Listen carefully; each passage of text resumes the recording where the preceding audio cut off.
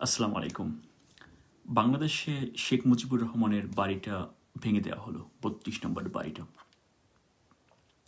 এটা ভেঙে দেয়া, মাটির সাথে মিশিয়ে দেয়া ঠিক হয়েছে নাকি ঠিক হয়নি, এটা নিয়ে আমি কথা বলবো না। আমি যেটা নিয়ে কথা বলবো সেটা হলো যে কেন এটা হলো সেটা নিয়ে। যে কোনো পরাজিত শক্তির যুদ্ধের পরে, গণঅভ্যুত্থানের পরে বা বিপ্লবের পরে যারা পরাজিত হয়, সেই পরাজিত শক্তির মূল কাজ হচ্ছে চুপ থাকা। আপনি যদি পুরো পৃথিবীর ইতিহাস দেখেন, সেই গ্রিক সিভিলাইজেশন থেকে শুরু করে আপনি যদি দেখেন যে অটোম্যান এম্পায়ার্সের ইতিহাস, আরও আধুনিক যুগে আপনি যদি দেখেন যে ইরানের বিপ্লব, আহ, চীনের বিপ্লব, রাশিয়ার বিপ্লব, আহ, কিছুদিন আগে আপনার সিরিয়ার বিপ্লব, সব জায়গায় পরাজিত শক্তি পরাজিত হওয়ার পরে তারা চুপ করে থাকে, নীরব থাকে। কিন্তু বাংলাদেশে কিন্তু হাসিনা এই কাজটা করেনি। সে ভারতে পালিয়ে গেল।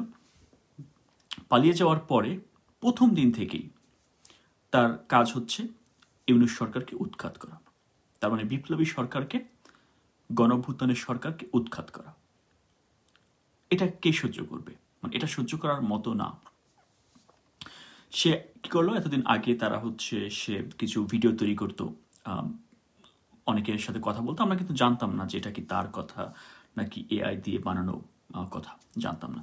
কিন্তু এখন যখন সে লাইভে আসলো তাদের অফিসিয়াল চ্যানেল থেকে, তার মানে এটা সে। তো এটা সে করতে পারে না। ২,০০০ মানুষকে হত্যা করে, প্রায় ৫০,০০০ মানুষকে আহত করার পরে সে কথা বলবে বাংলাদেশের মানুষের সাথে, এটা তো সহ্য করার মতো না। তো তার এই কথার কারণেই তার বাবার বাড়িটাকে ভেঙে চুরমার করে দেওয়া হলো। এর দোষ সম্পূর্ণ রকম রূপে শেখ হাসিনার। এবার আসেন, আরেকটা ব্যাপার হলো যে বাড়িটার ইতিহাস। এবার একটা ইতিহাস আছে। এই বাড়িটা কিন্তু পাকিস্তান সরকার শেখ মুজিবকে দিয়েছেন। তার মানে এই বাড়িটা কিন্তু পাকিস্তান সরকারের বাড়ি। এটা কিন্তু একটা মজার ব্যাপার, যে হয়তো আপনারা অনেকে জানেন না যে এটা হচ্ছে আসলে পাকিস্তান সরকারের শেখ মুজিবকে দেয়া বাড়ি। তার মানে এই বাড়িটার মালিক আসলে পাকিস্তান সরকার ছিল। এটা একটা মজার ইতিহাস। ৩ নাম্বার যেটা হলো যে এই বাড়িটা হলো আপনার শেখ হাসিনার যে ফ্যাসিবাদ কায়েম, এই ফ্যাসিবাদ কায়েমের মূল যে তীর্থস্থান হচ্ছে এই বাড়িটা। গত ১৬ বছর আমি এই বাড়িটার আশেপাশে আমি ছিলাম, সকালে হাঁটতাম আশেপাশে। আমি দেখেছি সারা রাত ২৪ ঘন্টা এখানে হাজার হাজার মানুষ আসতো যাইতো, সব রকমের মানে মানসিক কোলাহল ছিল এখানে। আওয়ামী লীগের অনেক অনুষ্ঠানগুলো হতো রাস্তা আটকিয়ে, ৩২ নম্বরের রাস্তা আটকিয়ে অনুষ্ঠানগুলো হতো।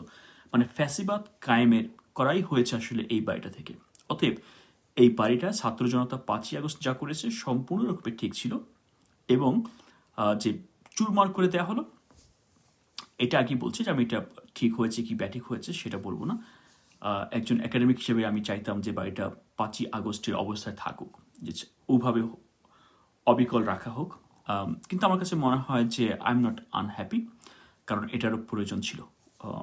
ডেমোলিশ করে দেওয়ার মধ্য দিয়ে আসলে ছাত্র জনতা ভারতকে এবং আওয়ামী লীগকে একটা মেসেজ দিয়েছে যে do not cross the red line. Awami League মেসেজটা পেয়েছে, ভারতও মেসেজটা পেয়েছে।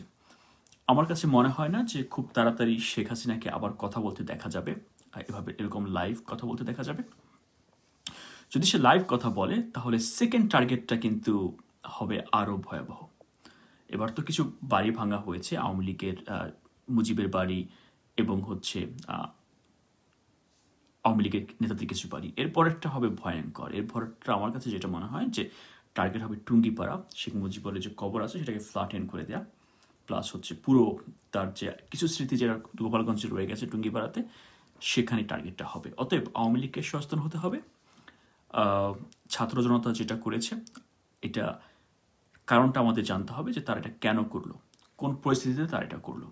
বিপ্লব বাংলাদেশে চলমান, এটা চলছে, এটা আরও ২ থেকে ৩ বছর চলবে। আমার কাছে যেটা মনে হয় যে আরও বেশি আওয়ামী লীগকে আরও বেশি স্ট্র্যাটেজিক হতে হবে। তারা যেভাবে নিয়ে আমাদেরকে ছাত্র জনতার ধৈর্যটাকে টেস্ট করতেছে, এটা তাদের জন্যই ক্ষতির কারণ হবে। কারণ হচ্ছে তারা মানুষকে আরও বেশি আওয়ামী লীগ বিরোধী করে তুলছে। যাই হোক, আমাদের কাজ হচ্ছে বোঝার চেষ্টা করা যে কেন ঘটনাগুলো ঘটছে এবং কী কী ঘটনা সামনে ঘটতে পারে যদি এরকম চলে। আমরা বাংলাদেশে এই মুহূর্তে সবচেয়ে বেশি প্রয়োজন হচ্ছে স্ট্যাবিলিটি। আমাদের আসলে এটার জন্য কাজও করতে হবে। আর আমি জামাতকে ধন্যবাদ দিতে চাই একটা কারণে, যে তারা 10 খণ্ডের একটা বই মোড়ক উন্মোচন করেছে শহীদদের নিয়ে। এটা বড় একটা কাজ হয়েছে। আশা করি তারা বিভিন্ন ভাষায় বইগুলোকে ট্রান্সলেট করবে, সবাইকে জানার সুযোগ করে দেবে। ধন্যবাদ, ভালো থাকবেন।